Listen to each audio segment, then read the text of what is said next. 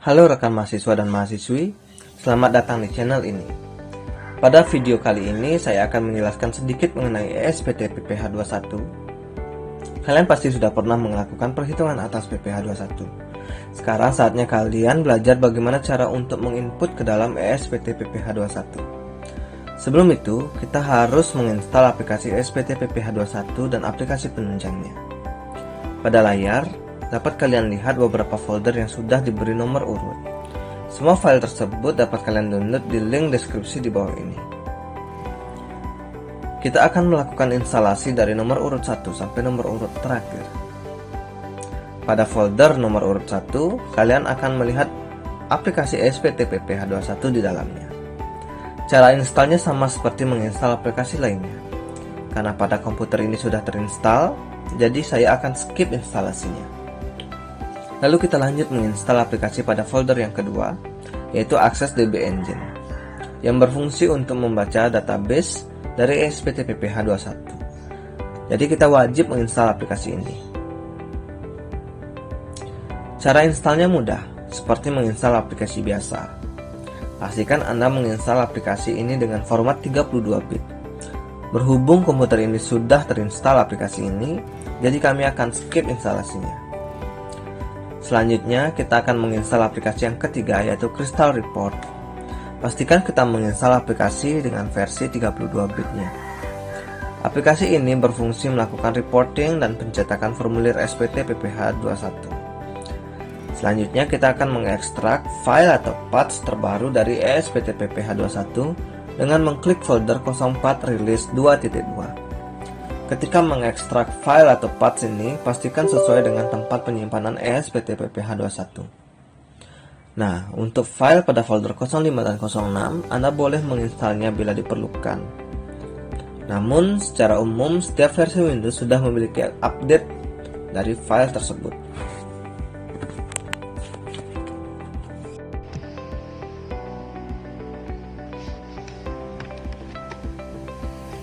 Baik, setelah kalian selesai menginstal ESPT PPH 21, maka langkah selanjutnya adalah kalian mengganti atau rename database, nama database sesuai dengan soal yang sudah dikasih oleh Bapak dosen. Baik, selanjutnya kalian klik local disk C kalian pada komputer kalian masing-masing. Kemudian kalian klik program file x86. Kemudian kalian klik folder JJP. Kemudian kalian klik ESPT masa 2126. Kemudian kalian klik folder DB. DB itu singkatan dari database. Di situ kalian akan melihat database kosong. Kemudian itu kalian copy.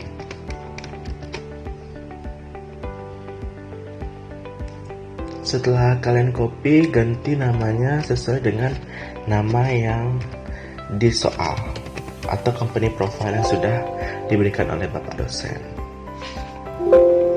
Di situ PT Alin ya. Nah, setelah selesai, kemudian kalian kembali ke desktop. Nah, setelah di desktop, kalian akan melihat logo ESPT PPH 21 apabila sudah berhasil terinstall di desktop kalian. Itu kalian klik 2 kali.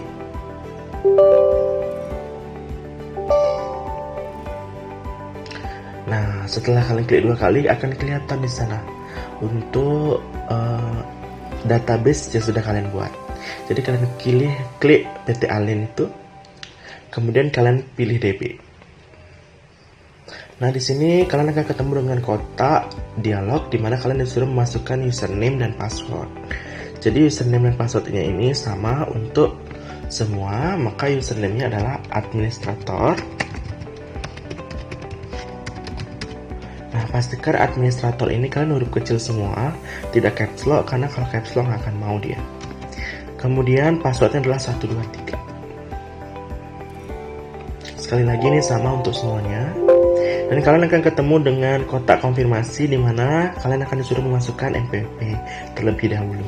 Hal ini dikarenakan kalian belum pernah mengisi profile sebelumnya.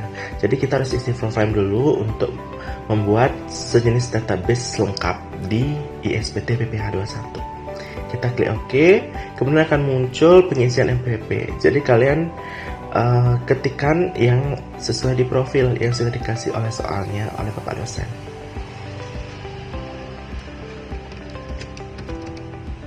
Kalian ketik. Nah, kemudian kalian simpan. Jika kalian berhasil dengan benar menginput, maka bacaannya adalah NPWP berhasil disimpan. Kemudian kalian akan ketemu dengan kotak dialog profil wajib pajak. Itu kalian isi sesuai dengan ketentuan. Dia nama, kita isi dengan nama dari perusahaan ini, yaitu PT Alin. Kemudian alamat, kita bisa lihat semuanya di company profile ya. Kemudian ada nomor telepon. Kemudian ada email. Kemudian ada NPWP penandatangan. Jadi NPWP penandatangan ini kita bisa pakai direkturnya. Nanti NPWP direkturnya ya. NPWP-nya Bapak Wayan Juna. Kemudian nama direkturnya atau nama penandatangan Bapak Wayan Juna. Oke. Apabila kalian nanti ada kuasa, silakan isikan kuasa. Karena di soal tidak ada kuasa, maka di sini kita kosongkan. Lalu klik simpan. Baik, setelah berhasil menyimpan, maka akan timbul halaman depan PPH 2126. Di sini ada beberapa menu, ada pilih SPT, ada isi SPT, ada CSP, cetak, referensi, profil, dan help. Jadi di sini kita mulai dengan pilih SPT. Nah, di pilih SPT ini ada dua, yaitu buat SPT baru dan buka SPT. Untuk buka SPT sendiri, itu fungsinya adalah untuk mengedit, melihat, maupun juga membetulkan SPT yang sudah kita buat. Sedangkan untuk untuk buat SPT itu adalah fungsinya untuk membuat SPT baru yang akan kita lakukan. Nah, sekarang kita buat SPT baru ya. Jadi di sini sesuai dengan soal kita buka untuk rekapan.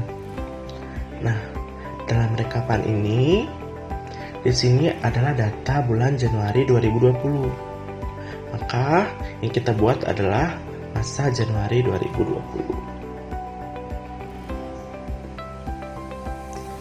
Baik, setelah kalian pastikan Januari 2020, baru kita klik buat SPT. Setelah kita klik buat SPT, kita next ke submenu selanjutnya, yaitu isi SPT. Nah, dalam menu isi SPT terdapat lagi beberapa menu lainnya. Yang pertama ada daftar bukti potong, kemudian ada daftar pemotongan pajak, kemudian ada daftar biaya, kemudian ada SPT induk, kemudian ada daftar SSP atau PBK. Nah, di bukti potong sendiri ada terbagi menjadi dua lagi, yaitu bukti potong tidak final dan final. Untuk yang tidak final, ini adalah bukti potong yang dipergunakan untuk merecord daripada tenaga ahli ataupun pegawai-pegawai tidak tetap. Sedangkan untuk final, ini adalah untuk merecord daripada pensiunan atau pesangon. Kemudian untuk daftar pemotongan pajak itu ada dua lagi, yaitu 1 masa pajak dan 1 tahun pajak. Jadi untuk Januari sampai November kita menggunakan 1 masa pajak. Sedangkan untuk Desember kita menggunakan keduanya, yaitu 1 masa pajak dan 1 tahun pajak. Kemudian selanjutnya untuk SPT induk ini nanti berisi rangkuman daripada semua yang kita input di daftar bukti potong dan daftar pemotongan pajak. Sedangkan untuk daftar SSP itu adalah menu di mana kita menginput bukti pembayaran yang sudah kita lakukan. Jadi yang paling pertama kita lihat dulu rekapannya. Di sini kita akan menginput pegawai tetap daripada bulan Januari 2020. Nah, untuk itu kita klik ISPT, kemudian kita klik daftar pemotongan pajak dan 1 masa pajak. Daftar pemotongan pajak 1 masa pajak terbagi lagi menjadi 3 bagian. Yang pertama, bagian A, yaitu pegawai tetap dan penerima pensiunan yang penghasilannya melebihi PTKP. Kemudian bagian B, pegawai tetap dan penerima pensiunan yang penghasilannya tidak melebihi PTKP. Dan bagian C adalah jumlah daripada bagian A ditambah bagian B.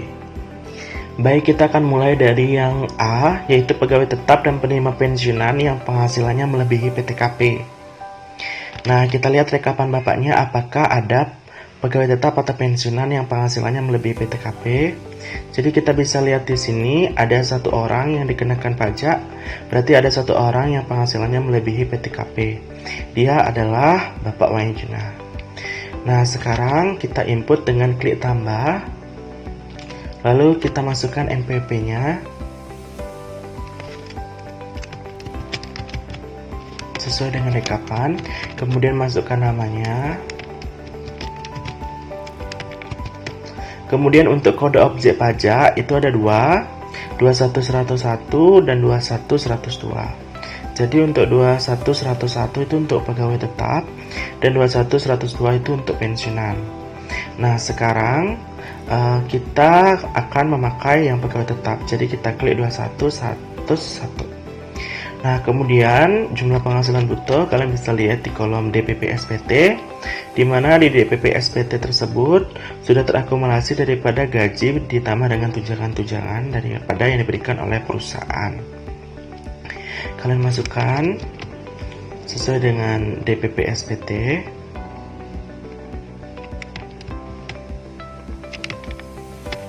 Kemudian untuk PPh yang dipotong sesuai dengan kolom di PPh 21 dipotong.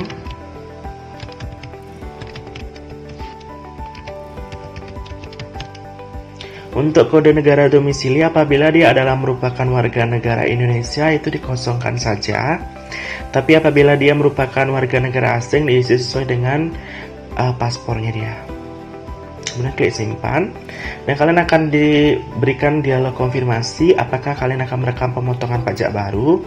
Apabila kalian merekam lebih dari satu pegawai tetap yang memiliki penghasilan melebihi PTKP, maka kalian klik yes. Tapi jika kalian hanya menginput satu saja, maka klik no. Nah, di sini kita hanya menginput satu, maka kita klik no.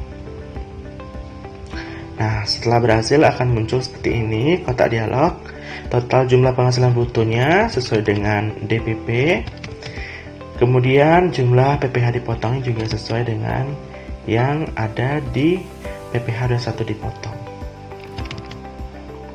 Baik. Kemudian kita menuju ke B. Di sini adalah pegawai tetap dan penerima pensiunan yang penghasilannya tidak melebihi PTKP. Nah, kalian bisa lihat rekapan kembali. Tadi hanya ada satu yang melebihi PTKP, maka sisanya tidak. Nah, di situ masih ada 6 orang lagi, di mana 6 orang tersebut belum melebihi PTKP. Sekarang kita lihat DPP SPT dan kita jumlahkan daripada DPP SPT ke 6 orang tersebut. Nah, setelah kita jumlahkan, lalu kita masukkan di kolom jumlah pegawai. Kita masukkan dulu jumlahnya ada berapa. Kemudian jumlah penghasilan bruto pegawainya kita jumlahkan juga dan masukkan. Baik, setelah itu kita klik simpan.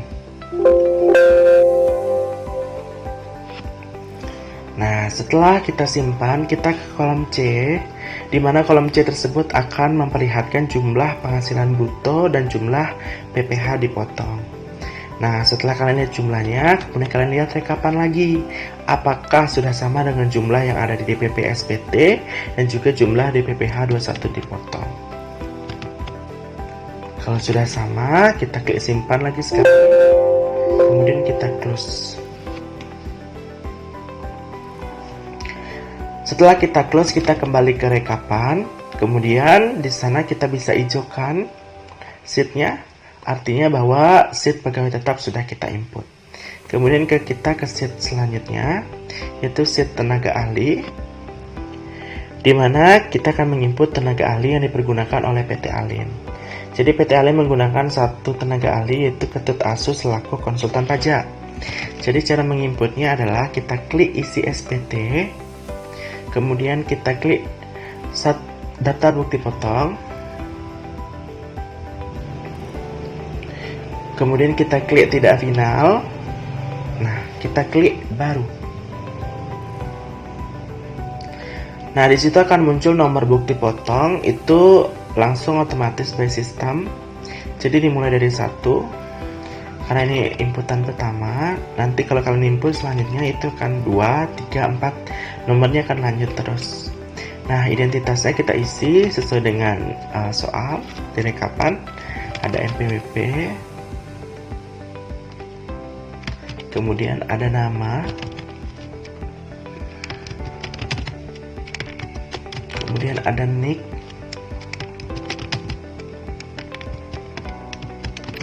kemudian alamat. Kita bisa pakai Denpasar saja. Nah, untuk kode objek pajak kita klik, karena dia merupakan tenaga ahli, kita klik yang 21.100.07. Di sini kita akan ada konfirmasi masukkan perhitungan detail, kita klik OK. Nah, di sini sudah ada kotak dialog, maka kita klik beberapa pertanyaan yang ada di sini ya. Tipe penghasilan, karena dia setiap bulan dapat, maka kita klik yang berkesinambungan. Kemudian dipotong oleh, karena dia bekerja lebih dari satu pemberi kerja, kita klik lebih dari satu pemberi kerja. Kemudian di sini kita disuruh memasukkan 50% akumulasi penghasilan bruto. Karena sebelumnya belum ada penghasilan bruto, dan ini penghasilan pertama di bulan Januari untuk Bapak Ketut Asu di PT Alin, maka untuk 50% akumulasi penghasilan brutonya kita masukkan 50% dari 5 juta, yaitu 2.500.000. Nah, jumlah penghasilan brutonya sesuai dengan didapatkan oleh Bapak Asu di PT Alin, yaitu 5 juta. Kita masukkan 5 juta. Untuk PPh 21 dipotong, itu akan terisi secara otomatis dan akan sama dengan apa yang kita hitung. Setelah sama, kita klik selesai. Setelah selesai, kita pilih tanggal. Kita ke Januari. Nah, di Januari itu kalian pilih tanggal hari kerja terakhir di bulan tersebut. Bisa di tanggal 31 Januari 2020. Setelah itu kalian klik simpan. Setelah klik simpan, akan muncul kotak dialog konfirmasi lagi apakah kalian akan menginput bukti potong yang baru.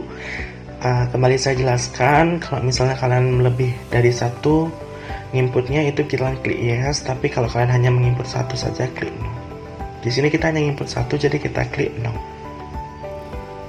Nah, setelah selesai, maka dia akan muncul seperti kotak laman ini. Kemudian kita close ya teman-teman. Nah, setelah kita input semua, sekarang kita menuju ke penginputan bukti bayar. Kemudian kita klik isi SPT, kemudian kita klik daftar SSP. Nah, di daftar SSP ini kita klik tambah. Baik, sebelum kita memasukkannya ke dalam input SSP atau PBK, maka kalian harus terlebih dahulu membuka daripada bukti penerimaan negara, file bukti penerimaan negara yang sudah diberikan oleh bapaknya. Kalian bisa klik itu. Nah, setelah kalian klik itu, kalian kembali ke ISPT 21. Setelah muncul kotak dialog input SSP atau PBK, kalian bisa cocokkan dengan bukti penerimaan negaranya. Kode akun pajak itu kalian isi sesuai dengan mata anggarannya, yaitu 411121. Kemudian kode jenis setoran, kalian bisa lihat juga di bukti bayarnya 100. Kemudian tanggal SSP atau PBK isi dengan tanggal pembayaran, tanggal dan jam bayar. Itu tanggal 10 Februari, jadi kalian isi tanggal 10 Februari. Kemudian NTPN kalian bisa lihat di pojok kanan ada NTPN, kalian copy, kalian ketik manual juga bisa. Kemudian jumlah PPh disetor, kalian bisa lihat di situ ada jumlah setoran. Nah, jadi di sini untuk keterangan kalian bisa lihat di bawahnya. Untuk SSP itu 0, untuk SSP ditanggung pemerintah itu 1, dan untuk PBK itu 2. Karena kita bayar dengan biasa atau dengan billing, jadi kita bayar sendiri juga, itu kita pilih 0. Kalau kita ditanggung pemerintah, jadi ceritanya kita nggak bayar, itu ditanggung pemerintah, itu kita pilih 1. Sedangkan kalau kita ada bukti PBK yang dibawa ke masa yang bersangkutan, itu kita pilih PBK dengan memasukkan bukti PBK-nya nanti. Kalau sudah, kalian klik simpan. Muncul kotak konfirmasi lagi. Jika kalian menginput yang baru atau lebih dari 1 SSP, kalian klik yes. Tapi jika hanya 1, kalian klik no. Karena di sini hanya 1, kita klik no. Setelah berhasil, dia akan muncul langsung di kotak laman daftar SSP. Baik, setelah selesai kalian bisa close. Nah, setelah close, kalian lanjut ke induk. Isi SPT, SPT induk.